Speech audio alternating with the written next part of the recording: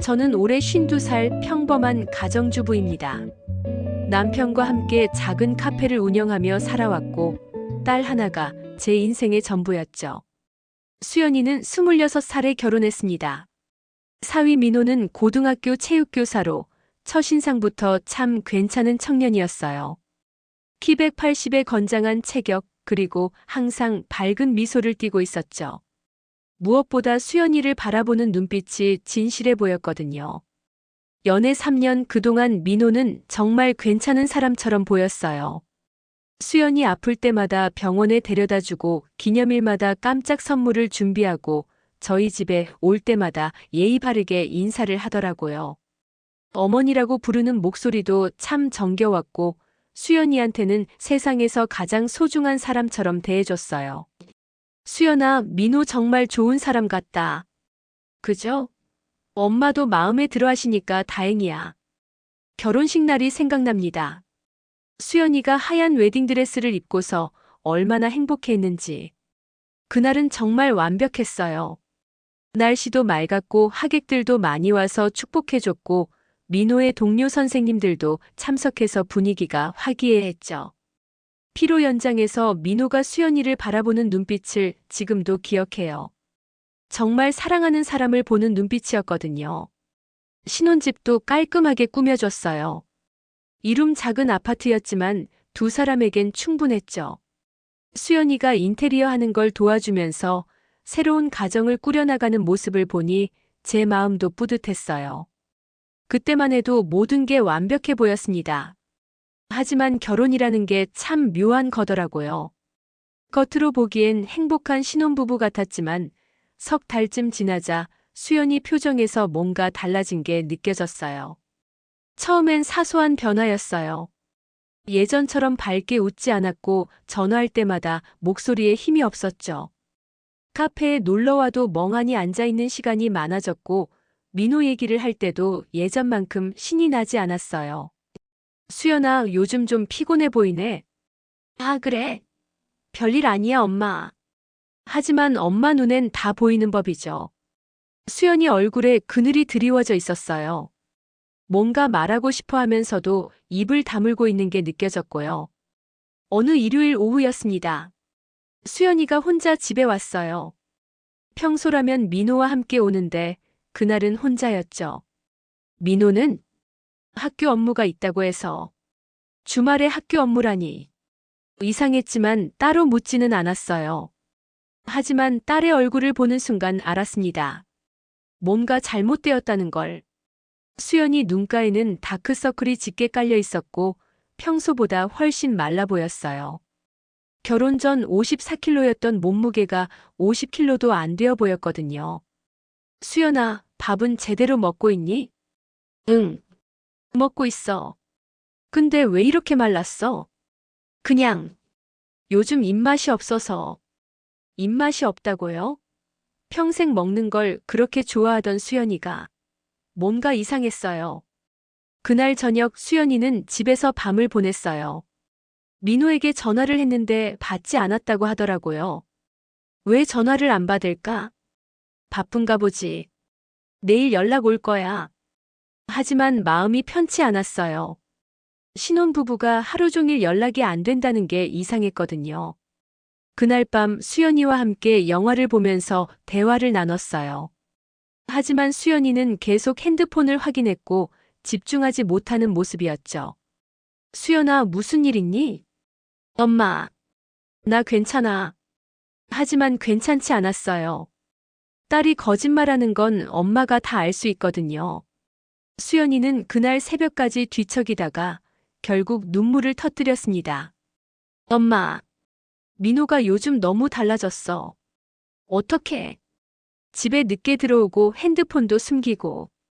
예전엔 모든 걸 다 얘기해줬는데 요즘엔 물어봐도 대충 넘어가려고 해. 그럴 수도 있지. 신학기라 바쁜 거 아닐까? 아니야, 엄마. 뭔가 이상해. 민호 눈빛도 달라졌고. 나랑 있을 때도 계속 딴 생각하는 것 같아. 그제서야 심각성을 느꼈어요. 단순히 신혼 적응의 문제가 아니라 뭔가 더 큰 문제가 있는 것 같았거든요. 혹시 다른 여자라도 있는 건 아니지. 설마. 그럴 리 없어. 민호는 그런 사람이 아니야. 하지만 수연이 목소리에는 확신이 없었어요. 오히려 불안감이 더 크게 느껴졌죠. 그때는 단순히 신혼 적응기의 문제라고 생각했어요. 결혼 초기에는 서로 맞춰가는 과정에서 이런 일들이 생길 수 있다고 여겼거든요. 하지만 한 달 후 수연이가 다시 집에 왔을 때는 상황이 완전히 달랐습니다. 얼굴이 반쪽이 되어 있었고 눈가에 다크서클이 더욱 짙게 깔려 있었어요. 그리고 손톱을 뜯는 새로운 버릇까지 생겼더라고요. 스트레스를 받을 때 나타나는 전형적인 증상이었죠. 수연아, 병원에 가봐야 하는 거 아니야? 괜찮아, 엄마. 그냥 좀 피곤한 것뿐이야. 하지만 피곤한 게 아니었어요. 뭔가 큰 스트레스를 받고 있었던 거죠. 그리고 그날 수연이가 떨리는 손으로 핸드폰을 제게 내밀었습니다. 엄마, 이거 봐. 화면에는 동영상 파일이 하나 있었어요. 파일 이름은 그냥 숫자로만 되어 있었고 언제 받았는지 확인해 보니 새벽 3시에 익명으로 온 거였더라고요. 재생 버튼을 누르자 어떤 교실 같은 곳이 보였습니다. 과학 실험실처럼 보였고 한쪽 구석에는 교복을 입힌 마네킹들이 놓여 있었죠. 화질이 그리 좋지 않아서 처음엔 뭔지 잘 모르겠더라고요. 그런데 카메라가 조금 더 가까이 다가가면서 민호가 보였습니다. 그리고 그 옆에는 어떤 여자가 함께 있었어요. 제 손이 떨리기 시작했어요. 영상은 흔들리고 화질도 좋지 않았지만 분명히 민호였어요. 그리고 그 여자는 얼굴이 제대로 보이지 않았습니다. 뒷모습만 보였고 머리카락으로 가려져서 누군지 알 수 없었어요. 하지만 그게 중요한 게 아니었죠. 이런 걸 어떻게 받아들여야 할지, 딸에게 뭐라고 말해야 할지. 머릿속이 하얗게 변했어요. 하지만 그보다 먼저 든 감정은 분노였습니다. 어떻게 감히 제 딸을 이렇게 배신할 수 있을까요? 엄마, 어떻게 해야 해? 딸의 목소리가 아이처럼 떨리고 있었어요. 26살 귀여운 여성이지만 그 순간 수연이는 그냥 상처받은 제 아이였습니다. 일단 민호하고 얘기해봐야겠다. 무슨 얘기를? 이미 증거가 다 있는데. 그래도 직접 들어봐야지. 하지만 속으로는 이미 결심하고 있었어요. 이대로 넘어갈 수는 없다고. 영상을 다시 보면서 한 가지 궁금한 게 생겼어요. 대체 누가 이런 걸 찍어서 수연이에게 보낸 걸까요? 익명으로 온 거라고 했는데 왜 하필 우리 딸에게? 하지만 그런 것보다 더 중요한 건 있었습니다. 민호와 그 정체불명의 여자를 그냥 놔둘 수는 없다는 것. 다음 날부터 저는 계획을 세우기 시작했어요. 단순히 이혼하고 끝날 일이 아니었습니다. 제 딸을 이렇게 만든 대가를 치르게 해야 했어요.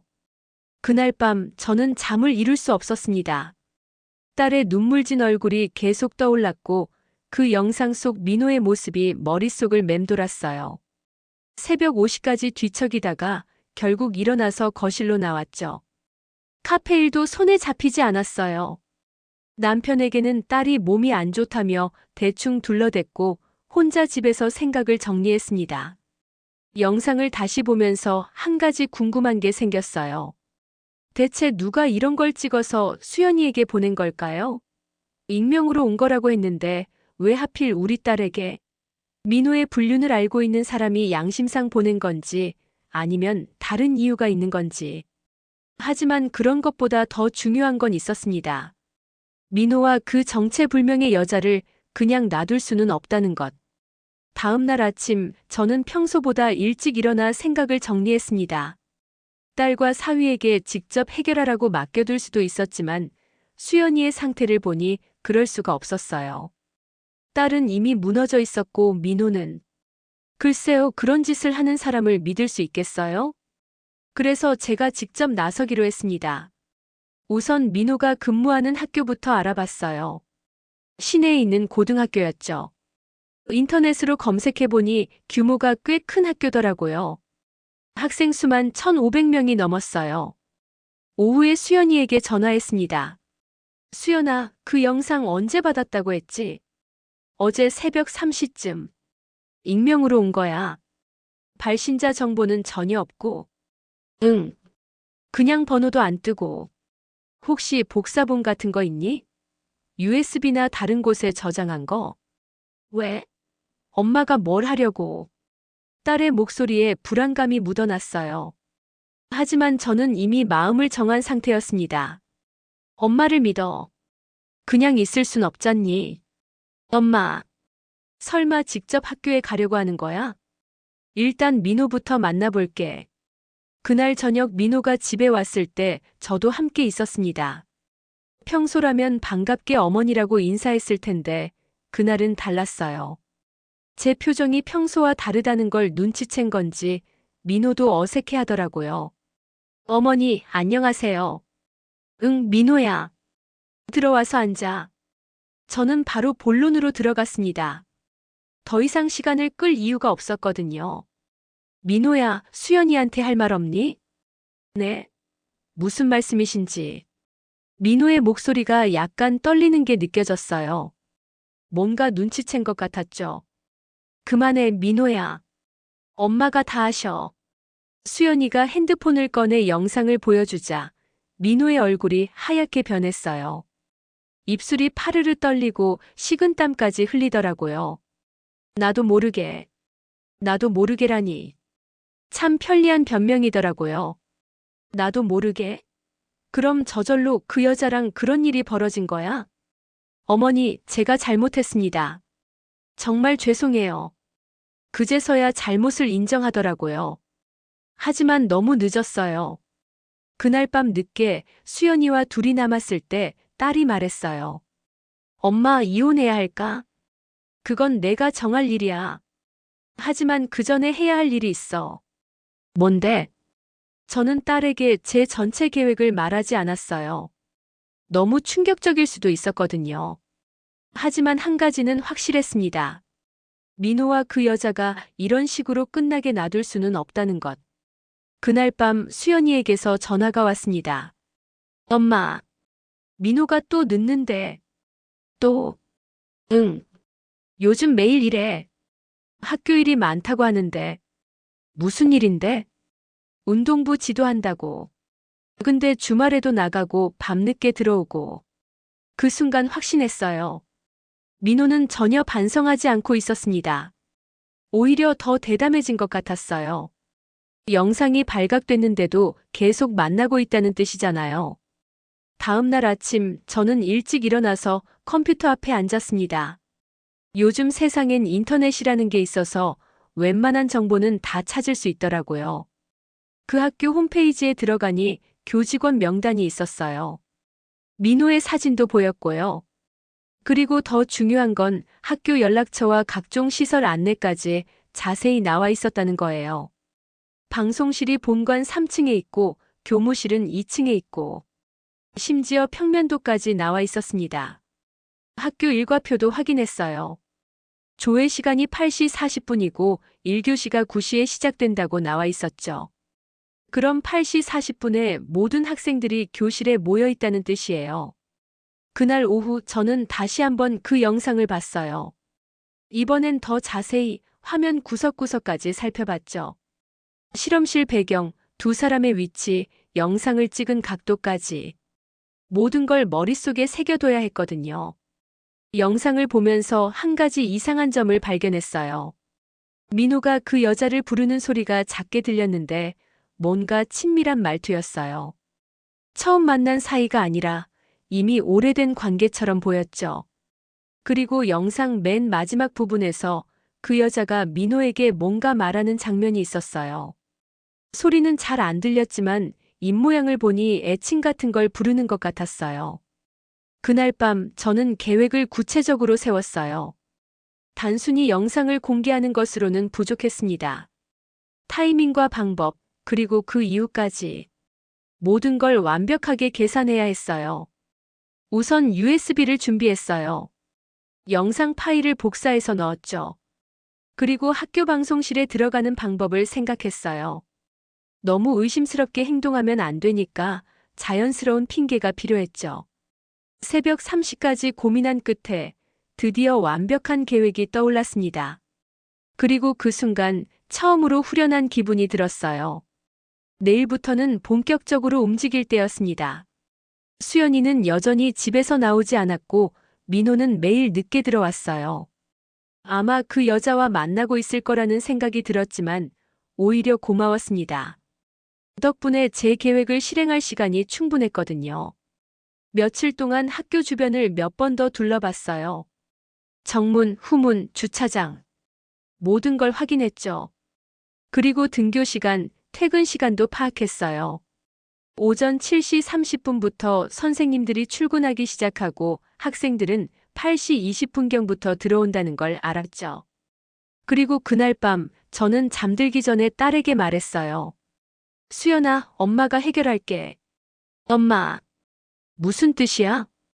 곧 알게 될 거야. 그냥 엄마를 믿어.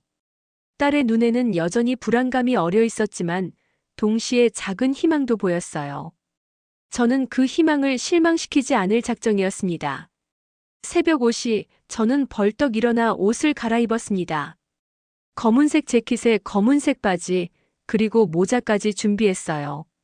너무 눈에 띄지 않게 하려고요. 오늘이 바로 그날입니다. 새벽 6시 저는 집을 나섰습니다. 가방 안에는 USB 하나와 수연이 핸드폰에서 복사한 그 영상이 들어있었어요.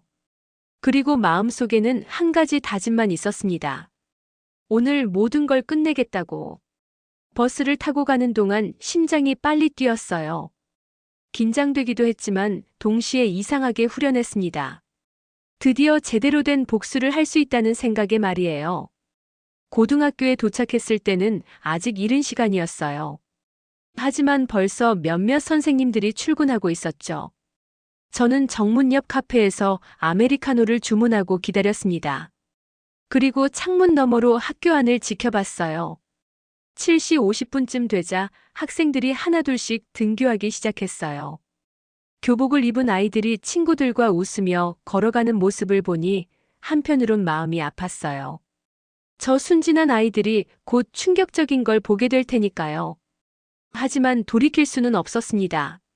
민호가 먼저 잘못한 거니까요. 8시 30분 첫 번째 종이 울리기 10분 전에 학교 안으로 들어갔어요. 경비실을 지나면서 최대한 자연스럽게 인사했습니다. 안녕하세요. 방송부 담당 선생님 만나러 왔는데요. 아, 그러시면 본관 3층 방송실로 가시면 됩니다. 그런데 어떤 일로? 졸업생 학부모인데 감사 영상을 준비해 왔거든요. 너무 쉬웠어요. 경비원은 의심하지 않고 친절하게 길까지 알려줬죠. 본관 계단을 올라가면서 복도를 둘러봤어요. 벽에는 학생들 작품이 전시되어 있고 곳곳에 교육 표어들이 붙어 있었죠. 정직한 인격, 창의적 사고라는 글귀가 눈에 들어왔는데 비웃음이 나왔어요. 정직한 인격이라니 민호에게 들려주고 싶었습니다. 3층에 도착하자 방송실이라고 적힌 문이 보였습니다. 다행히 문이 열려 있었고 안에는 한 선생님이 혼자 앉아서 아침 방송 준비를 하고 있었어요. 실례합니다. 네, 어떻게 오셨나요? 안녕하세요.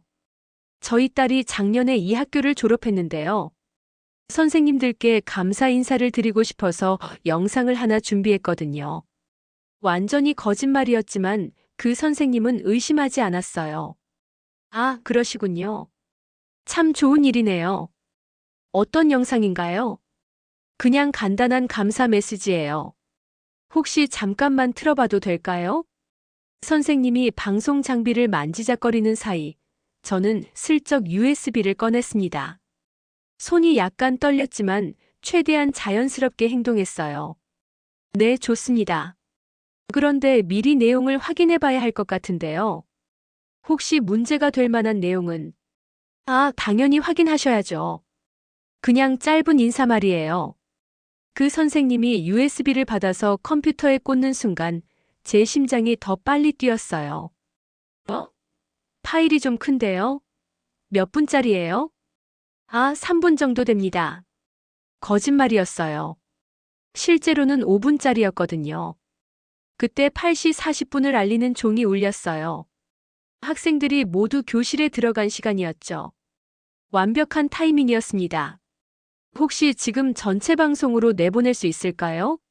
모든 교실에서 볼 수 있게요. 네, 가능하긴 한데. 일단 내용부터 확인해 보고 싶어요. 이때 급하게 행동하면 의심받을 것 같아서 잠시 기다렸어요. 재생해 볼게요. 선생님이 재생 버튼을 누르는 순간 저는 숨을 멈췄어요. 그리고 모니터 화면에 그 영상이 나타났습니다. 과학 실험실, 교복 마네킹들, 그리고 처음 몇 초는 별다른 게 없어 보였어요. 그냥 교실 풍경이었거든요. 하지만 곧이어 민호와 그 여자가 나타났습니다. 이게 뭐? 하지만 저는 더 빨랐어요. 그 선생님이 당황하는 사이 전체 방송 버튼을 눌렀습니다. 자, 다들 정신 똑바로 차리세요. 여러분, 선생님이 이렇답니다. 제 목소리가 온 학교에 울려 퍼지는 순간 방송부 선생님이 깜짝 놀라며 일어났어요. 잠깐 뭐 하시는 거예요? 하지만 이미 늦었어요. 영상은 전교에 방송되고 있었고 모든 교실에서 학생들이 이걸 보고 있었을 거예요. 복도에서부터 소란스러운 소리가 들려왔어요. 학생들의 웅성거림, 선생님들의 당황한 목소리. 온 학교가 뒤집어졌습니다. 선생님이 황급히 방송을 끄려고 했지만 저는 그의 손을 잡았어요. 잠깐만요. 끝까지 봐야죠. 지금 무슨 짓을 하시는 거예요? 당장 경찰을 불러야겠어요. 그때 교무실에서 급히 올라온 선생님들이 방송실로 뛰어들어왔어요. 교감 선생님도 함께 있었죠. 지금 뭐 하는 거예요? 선생님들이 학생들에게 뭘 가르치고 있는지 보여드린 겁니다. 교감 선생님의 얼굴이 새하얗게 변했어요. 모니터에서는 여전히 그 영상이 재생되고 있었거든요. 당장 꺼. 빨리. 방송부 선생님이 황급히 방송을 껐지만 이미 5분 중 4분은 방송된 상태였어요. 충분했죠. 그때 복도에서 급한 발소리가 들려왔어요. 민호가 헐레벌떡 뛰어 올라오고 있었죠. 뒤이어 어떤 여자 선생님도 함께 올라왔는데, 어머니, 왜 이러세요? 민호의 얼굴은 완전히 파랗게 질려 있었어요. 식은땀을 흘리며 손을 떨고 있었죠. 왜? 내가 한 짓을 다른 사람들도 알게 하면 안 되나? 이런 식으로 하시면 안 되잖아요. 그럼 어떤 식으로 해야 해? 조용히 덮고 넘어가. 그 여자 선생님은 뒤에 숨어서 고개를 떨구고 있었어요. 얼굴을 제대로 보지는 못했지만 젊어 보였습니다. 일단 교무실로 가시죠. 여기서 이러면 안 됩니다. 하지만 저는 움직이지 않았어요. 아직 끝나지 않았거든요. 그때 또 다른 발걸음 소리가 들려왔어요. 수연이었습니다. 얼굴이 창백한 채로 계단을 올라오고 있었죠. 엄마, 여기서 뭐 하는 거야? 수연이가 방송실 문 앞에 도착했을 때 그 여자 선생님과 마주쳤습니다. 그 순간 시간이 정지된 것 같았어요. 수연이의 얼굴에서 모든 표정이 사라졌어요. 그리고 서서히 충격이 밀려오는 게 보였죠. 은주. 그 한마디에 모든 게 밝혀졌어요. 그 여자는 은주였습니다. 수연이의 중고등학교 동창이자 절친이었던 그 은주. 수연아, 나는. 은주의 목소리가 떨리고 있었어요. 죄책감과 당황함이 뒤섞인 목소리였죠. 너였어? 정말 너였어? 수연이의 목소리가 점점 높아졌어요. 믿을 수 없다는 듯이 은주를 바라봤죠. 그렇구나. 수연이 친구였구나. 저도 그제서야 모든 퍼즐이 맞춰졌어요. 결혼식 때 웨딩드레스를 골라줬던 그 친구 교사 준비 중이라며 민호에게 관심을 보였던 그 친구가 바로 은주였던 거예요. 은주야, 너는 내 친구잖아. 어떻게 이럴 수 있어? 수연아, 오해야. 나는 협박당해서. 협박? 무슨 협박? 영상에서는 그런 것처럼 안 보이던데. 은주가 할 말을 잃었어요. 협박당했다는 변명도 영상을 보면 말이 안 됐거든요. 수연아, 미안해. 정말 미안해. 미안하다고. 그걸로 끝이야? 수연이의 목소리가 떨리기 시작했어요. 분노와 배신감, 그리고 깊은 상처가 뒤섞인 목소리였죠. 은주야, 넌 내 결혼식에도 와서 축복해줬잖아. 웨딩드레스도 함께 골라줬고 행복하라고 했잖아. 수연아, 나도 어쩔 수 없었어. 어쩔 수 없었다고. 뭐가 어쩔 수 없었는데? 그때 은주가 입을 열었어요. 그런데 갑자기 표정이 확 바뀌더라고요. 미안해하던 얼굴이 싹 사라지고 뭔가 냉소적인 웃음을 띄었어요. 아, 이제 다 들켰네. 그럼 솔직히 말할게. 뭐라고? 나는 민호 오빠를 먼저 좋아했어. 고등학교 때부터. 은주의 목소리가 완전히 달라졌어요. 아까까지의 죄송한 톤은 온데간데 없고 오히려 당당해 보였죠. 그때는 말할 용기가 없었어. 그런데 내가 먼저 사귀게 되고 정말 억울했어. 뭐라고? 너 궁금하지 않았어? 그 영상 누가 보냈는지. 바로 나야. 내가 보낸 거야. 충격적인 고백이었어요. 영상을 보낸 것도 은주였다니. 왜 그런 짓을? 왜긴 왜야? 내가 그동안 얼마나 행복했는데. 나는 옆에서 지켜보면서 얼마나 배가 아팠는지 알아? 은주의 얼굴에는 이제 가면이 완전히 벗겨져 있었어요. 결혼식 때도 그랬어. 너 웨딩드레스 고르면서 그렇게 좋아했잖아. 나는 속으로 언젠가 다 뺏어줄 거야라고 생각했는데. 너 정말. 그래, 나야. 민호 오빠 먼저 유혹한 것도 나고 영상 찍어서 너한테 보낸 것도 나야. 내가 무너지는 모습 보고 싶었거든. 또 나도 모르게라는 변명은 온데간데 없고 완전히 계획적이었다는 걸 인정하는 거예요. 둘 다 나를 속인 거야? 그럼 나만 바보네. 맞아. 너만 바보였어. 그렇게 순진하게 믿고 살더니만. 그 순간 수연이가 그 자리에서 쓰러졌어요. 너무 큰 충격이었던 거죠. 남편의 불륜도 충격이었지만 절친이 이렇게까지 치밀하게 자신을 배신했다는 사실은 더 큰 배신감을 줬을 거예요. 수연아. 저는 급히 딸을 부축했어요.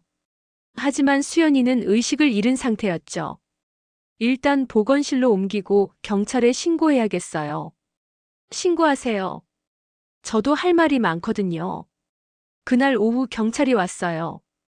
저는 명예훼손 혐의로 조사를 받았고 수연이는 병원으로 이송됐습니다. 병원에서 수연이가 깨어났을 때 첫 마디가 이거였어요. 엄마, 꿈이었으면 좋겠어. 수연아, 은주가. 정말 은주였어? 내 친구가. 딸의 목소리에는 절망감이 가득했어요. 그날 이후 딸은 집에서 나오지 않았습니다. 병원에서 검사를 받고 돌아온 후로는 방 안에 틀어박혀서 아무 말도 아무것도 먹지 않았어요. 엄마, 나 너무 바보 같아. 바보가 아니야. 내가 뭘 잘못했니? 은주를 믿었잖아. 민호도 믿었고. 나만 몰랐어. 딸의 목소리에는 깊은 자책감이 묻어났어요. 결혼식 때 은주가 그렇게 좋아했는데 나는 정말 행복해서 민호 자랑만 했어. 은주도 축하해줬고. 그런데 그게 다 거짓말이었어? 제 마음도 아팠어요. 딸이 이렇게 상처받는 모습을 보니 더욱 화가 났죠. 며칠 후 민호는 명예훼손으로 저를 고소했습니다. 그리고 은주는 언론에 나와서 자신은 피해자라고 주장했어요. 뉴스에서 은주의 인터뷰가 나왔는데 정말 뻔뻔했어요. 저는 협박당해서 어쩔 수 없이 그런 상황에 놓였습니다.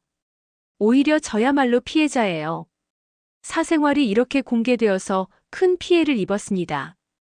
협박당했다면서 왜 그렇게 행복해 보였을까요?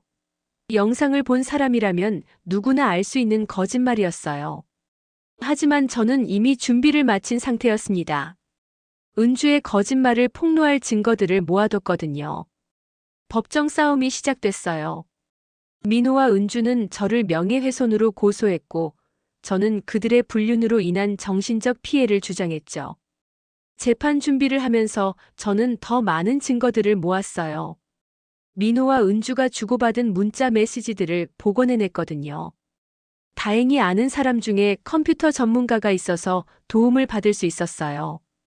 복원된 문자들은 정말 충격적이었어요. 은주가 민호에게 보낸 메시지 내용은 오늘 너무 좋았어. 하트 민호야 다음엔 언제 만날까? 수연이는 모르고 있지? 우리 비밀이야 하트였고 민호가 은주에게 보낸 메시지는 수연이한테는 절대 말하면 안 돼. 너만 생각나? 내일 같은 시간에 만나자였어요. 협박당한 피해자의 문자라고 보기엔 어려운 내용들이었죠. 더 충격적인 문자도 있었어요. 수연이 결혼식 때 생각나? 그때 너를 보면서 얼마나 질투했는지 몰라. 이제라도 늦지 않았지? 미안해. 나도 그때 내 마음을 알았다면. 이런 내용들을 보니 둘의 관계가 얼마나 계획적이었는지 알 수 있었어요. 첫 번째 재판에서 이 증거들이 공개됐을 때 은주의 얼굴이 창백해졌어요. 이 문자들을 보시면 피고인이 주장하는 협박과는 전혀 다른 내용입니다. 오늘 너무 좋았어. 다음엔 언제 만날까? 이런 내용들이 협박당한 피해자가 보낼 문자일까요? 그건 협박자가 시킨 대로 보낸 거예요. 그럼 누가 협박했나요? 구체적으로 말씀해 주세요. 그건 말할 수 없어요. 결국 은주는 구체적인 답변을 하지 못했어요. 거짓말이었으니까요. 더 결정적인 증거도 있었어요. 학교 보안 카메라에 찍힌 영상들이었죠. 민호와 은주가 함께 들어가고 나오는 모습, 그리고 다정하게 대화하는 모습까지. 협박당하는 사람의 모습이 아니었어요. 학교 측에서도 증언했어요. 두 분이 평소에도 자주 함께 있는 걸 목격했습니다. 협박당하는 관계라면 그럴 이유가 없죠. 그리고 마지막 재판에서 판사는 이렇게 말했습니다. 이 사건을 종합적으로 검토한 결과 모든 사태의 근본 원인은 원고들의 불륜 행위에 있습니다. 피고는 딸을 위한 어머니로서의 행동을 한 것으로 보이며 비록 방법이 적절하지 않았으나 그 동기는 이해할 만합니다. 따라서 피고에게는 경미한 벌금형을 선고하고 원고들의 손해배상 청구는 기각합니다. 저는 벌금 50만 원으로 끝났어요. 하지만 민호와 은주에게는 더 큰 대가가 기다리고 있었습니다. 민호는 교직에서 영구 제명됐어요. 교육청에서 징계위원회를 열어 최고 수준의 처벌을 내린 거죠. 그리고 은주는 정직 3개월 후 스스로 사직했어요. 더 이상 학교에 있을 수 없었던 거죠. 하지만 제 복수는 아직 끝나지 않았습니다. 며칠 후 저는 은주가 서울의 한 학원에서 강사로 일하기 시작했다는 정보를 입수했어요. 지인을 통해 알게 된 건데 이름을 바꿔서 새로 시작했다고 하더라고요. 바로 찾아갔죠. 강남 대치동의 큰 영어 학원이었어요. 학원 입구에 붙은 강사 소개 포스터에 은주의 얼굴이 있더군요.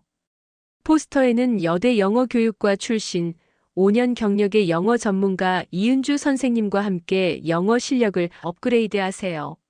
라고 적혀 있었어요. 웃기더라고요. 아이들에게 도덕과 인성을 가르쳐야 할 사람이 가정 파괴자가 돼서 새로 선생님 놀이를 하고 있다는 게. 저는 학원 원장실을 찾아갔습니다. 원장님, 잠깐 말씀드릴 게 있어서요. 네, 뭐 때문에 오셨나요? 새로 오신 이은주 선생님에 대해서 알려드릴 게 있어요. 그리고 저는 준비해온 자료들을 꺼냈어요. 불륜 사건 관련 뉴스 기사, 정직 처분 관련 공문서, 그리고 그날 방송됐던 영상의 스티커까지. 원장의 얼굴이 점점 굳어갔어요. 에이, 이게 정말인가요? 다 공개된 사실들이에요. 인터넷에 검색해보시면 다 나옵니다. 그런데 왜 저희한테? 부모님들이 알면 어떻게 생각하실까요? 자기 아이를 그런 사람한테 맡기는 걸 원하실까요?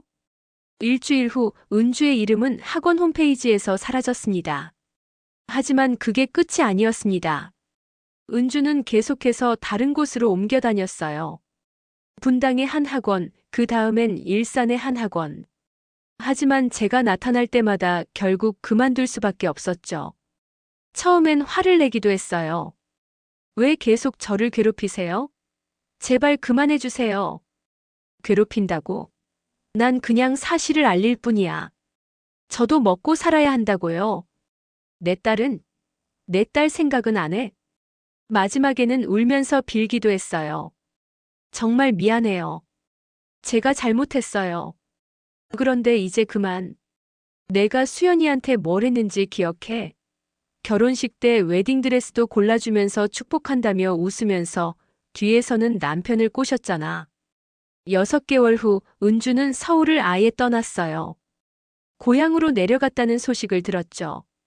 그리고 1년 후 수연이가 드디어 방에서 나왔어요. 엄마. 응, 수연아. 나. 숨 쉬는 법을 다시 배우는 것 같아. 그 말을 들었을 때 저는 눈물이 날 뻔했어요. 제 딸이 드디어 다시 살아나고 있었거든요. 엄마가 한 일들 다 알고 있어. 미안해. 엄마가 너무 과했나? 아니야. 고마워.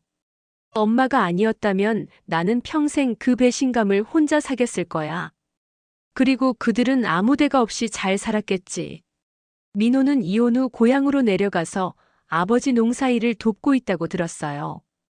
교사는 다시 할 수 없으니까요. 2년 후 수연이가 새로운 사람을 만났어요. 이번엔 정말 괜찮은 사람 같았죠. 무엇보다 수연이가 다시 웃을 수 있게 됐다는 게 가장 중요했어요. 어떤 사람들은 제가 너무 과했다고 말할지도 모르겠어요. 하지만 저는 후회하지 않습니다. 제 딸을 그렇게 만든 사람들이 아무 데가 없이 살아간다는 건 용납할 수 없었거든요. 그날 학교 방송실에서 영상을 틀었을 때부터 은주를 끝까지 추적해서 응징했을 때까지 그 모든 것이 제 인생에서 가장 완벽한 복수였다고 생각해요. 지금 수연이는 새로운 삶을 살고 있어요. 그리고 저도 마찬가지예요. 때로는 엄마가 직접 나서야 할 때가 있다는 걸 그때 깨달았거든요. 복수라는 게 항상 옳은 건 아닐 수도 있어요. 하지만 적어도 제 경우에는 그것 말고는 다른 방법이 없었습니다. 그리고 결과적으로 제 딸은 다시 행복해졌어요. 3년 후 수연이가 재혼을 했어요. 이번 남편은 정말 괜찮은 사람이었죠. 수연이를 소중히 여기고 과거에 대해서도 이해해주는 사람이었어요. 엄마, 이번엔 정말 행복해. 그래, 보기만 해도 알겠어. 그때 엄마가 아니었다면 나는 계속 그 상처에 갇혀서 살았을 거야. 딸이 다시 웃는 모습을 보니 그때의 모든 일들이 헛되지 않았다는 생각이 들었어요. 민호는 여전히 고향에서 농사일을 하고 있다고 들었어요.